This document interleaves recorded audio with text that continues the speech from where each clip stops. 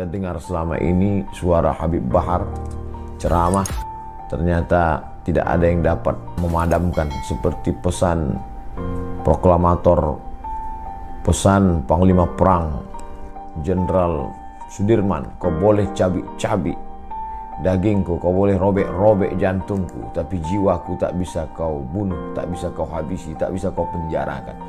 Apa yang kita lihat hari ini, jeruji besi tidak bisa memenjarakan pemikiran. Ceramah tetap berlanjut, murid-murid tetap banyak, bahkan berubah lapas menjadi pesantren. Ini motivasi bagi yang di luar, motivasi bagi para da'i. Ternyata dakwah tidak terbatas hanya di mimbar, tidak terbatas hanya di tablik akbar, tapi ada yang lebih besar. Inilah sebenar-sebenar dakwah.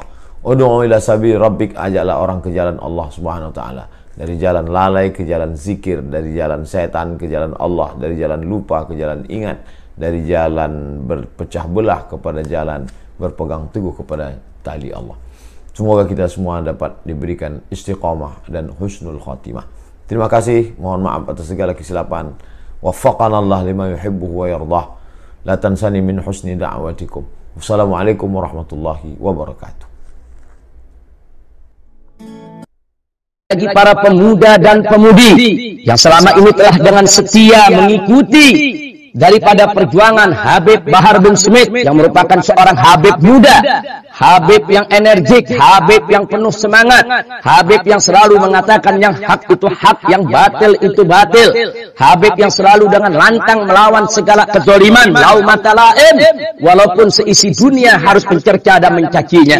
Seorang Habib Bahar, Habib yang begitu berani, Habib yang begitu punya tekad yang kuat untuk selalu membela kebenaran dan melawan segala kezaliman.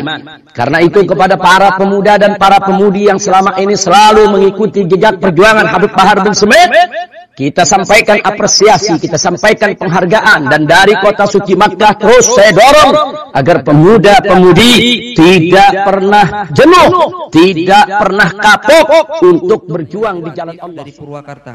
Assalamualaikum warahmatullahi wabarakatuh. Buya, akhir-akhir ini saya merasa prihatin dengan adanya beberapa habaib yang tersandung kasus hukum yang oleh sebagian kita disebut dengan istilah kriminalisasi. Sikap sebagian saudara-saudara muslim kita yang lain ikut mencaci dan mengolok-olok para habaib yang dijadikan tersangka dalam kasus hukum. Mereka ikut mencaci dan mengolok dikarenakan para habaib tersebut dakwahnya dianggap keras dan kasar, serta dianggap berseberangan dengan kiai atau tokoh agama yang mereka ikuti. Bagaimana kita harus menyikapi keadaan ini? Bagaimana sikap kita jika seandainya ada perilaku seorang habib yang tidak kita sukai atau perilaku seorang habib yang melanggar agama? Habaib atau kaum asyraf sadah adalah orang-orang yang dipilih oleh Allah dengan nasab mulia, yaitu nasab sambung dengan baginda Nabi Muhammad SAW melalui Sayyidat Fatimah Az-Zahra. Kalau memandang mereka, kita pandang dengan dua cara pandang. Sebagai manusia kita lihat mereka, beliau-beliau adalah manusia yang bisa bersalah. Tapi di sisi lain kita harus tetap melihat beliau adalah dzurriyyah Nabi SAW. Kalau mereka melakukan kesalahan, jangan sampai kita menjadikan merendahkan kehabaibannya. Naudzubillah. Kadang muncul kebencian di hati kita. Habib. Ini sudah ada muncul kebencian. Kalau dia salah, kita katakan salah sebagai manusia. Tapi jangan dihubung-hubungkan dengan istilah habaib. Karena kalau kita menyebut dengan nada merendahkan kalimat habaib, kita akan merendahkan sesuatu yang sambung dengan Nabi SAW. Kita tegur dia salah. Tapi nggak usah karena habaibnya tuh habaib, nggak usah seperti itu. Seperti ada kebencian di hati kita dengan ahli bait Nabi, hati-hati, Nabi tidak akan menengok kita, tidak akan melihat kita. Kalau beliau-beliau bersalah, tentu kita wajib mengingatkan. Bahkan kewajiban kita mengingatkan beliau lebih daripada kita mengingatkan yang lainnya. Kenapa? Karena kita mengambil hidayah daripada kakek beliau. Kenapa di saat cucu baginda Nabi melakukan salah kok kita diam-diam saja? Tapi jangan sampai kita mencaci, mengolok, merendahkan karena dia habaib. Awas, hati-hati itu. Pandang dia salah, kita ingatkan. Kalau memang kesalahannya jangan ditiru, jelas itu. Tapi jangan sampai ada kesan Habib tuh.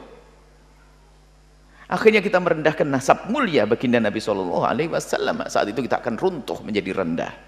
Pandang dengan dua cara pandang. Jika salah dia manusia, sesuai dengan prosedur bagaimana meluruskan kesalahan yang benar. Tentunya bukan dengan bermacam caci maki dan sebagainya. Kemudian jangan dihubung-hubungkan dengan masalah nasab tadi. Nasab mulia itu pilihan dari Allah. Nggak bisa, orang minta pun nggak bisa dapat. Itu sudah dipilih. Beliau punya nasab sambung kepada Rasulullah SAW. Jangan sampai kita merendahkan kehabaibannya itu. Berarti kalau kita merendahkan kehabaibannya, kita merendahkan nasab mulia. Hati-hati. Kalau salah, kita tegur. Wajar, tapi tidak sampai. Jangan dihubungkan masalah habaibnya kemuliaan itu. Dzurriyyah Nabi SAW adalah mulia. Waspadalah, kadang ini lihat, karena ada kedengki tersembunyi di hati kita kalau sudah Habib lah gitu, Habib. Bahkan sampai derajat mendustakan nasab, Habib palsu. Tidak bisa, kalau nasabnya benar, tetap benar. Kita mengatakan palsu, malah masuk wilayah dosa lagi. Kalau masalah ada Habib yang bersalah, ya tugas kita bagaimana? Sebagai pengikut Nabi yang mencintai Nabi, gimana perilaku kita dengan cucu Nabi? Apakah kita rela cucu Nabi melakukan kesalahan seperti itu? Kalau kita rela, Nabi tidak akan rela kepada kita. Nabi akan marah, kamu ngambil hidayah dariku, tapi cucuku salah kau biarkan. Akan marah Rasulullah kepada kita. Tapi juga jangan dicaci, direndahkan gara-gara kehabaibannya. Hati-hati. Ini penting sekali masalah urusan dengan habaib dzurriyyah baginda Nabi Muhammad SAW. Wallahu a'lam bissawab. Habib Bahar Smith. Habib Bahar, jazakumullah khairan. Habib Bahar, terima kasih banyak. Semoga Allah memberimu balasan yang berlipat-lipat. Maaf Bib, belum bisa jenguk. Dan maaf untuk teman-teman yang ada di penjara dimanapun berada umat Islam.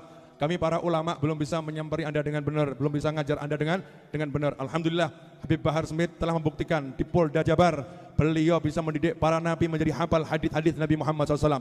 Beliau bahkan menjadikan sekian nabi masuk ke dalam agama Islam. Beliau bahkan menjadikan nabi bersarung dan pakai peci. Beliau menjadikan nabi cinta solawat dan cinta Nabi Muhammad SAW. Inilah sosok cucu Nabi Muhammad SAW yang patut dihargai jasanya oleh bangsa. Meskipun beliau punya kasus hukum, meskipun beliau punya kesalahan, tapi jangan lupakan jasanya hanya lantaran satu kesalahannya. Itulah sikap mukmin yang baik.